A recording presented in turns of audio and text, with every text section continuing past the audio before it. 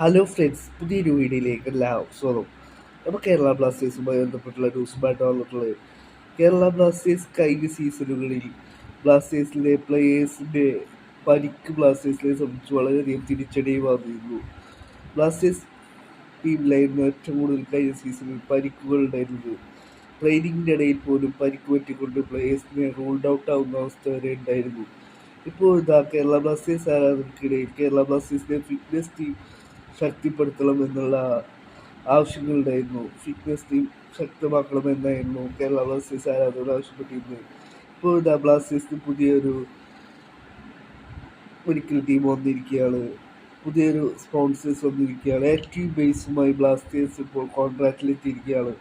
ഈ ഒരു സൈനിങ്ങിനെ സംബന്ധിച്ച് ബ്ലാസ്റ്റേഴ്സിൻ്റെ CEO ആയ അഭിക് ചാറ്റർജി പറയുന്നു, ബ്ലാസ്റ്റേഴ്സ് ഫ്യൂച്ചറിലേക്ക് കണ്ടുകൊണ്ടുള്ളൊരു സൈനിങ് ആണ് പൂർത്തിയാക്കിയിട്ടുള്ളത്. ബ്ലാസ്റ്റേഴ്സ് പ്ലേയേഴ്സിൻ്റെ ഫിറ്റ്നസ് എന്ന് പറയുന്നത് ഞങ്ങൾക്ക് വളരെ ഇമ്പോർട്ടൻ്റ് ആയതാണ് എന്നാണ് ഇപ്പോൾ ബ്ലാസ്റ്റേഴ്സിൻ്റെ CEO ആയ അഭിക് ചാറ്റർജി പറയുന്നത്.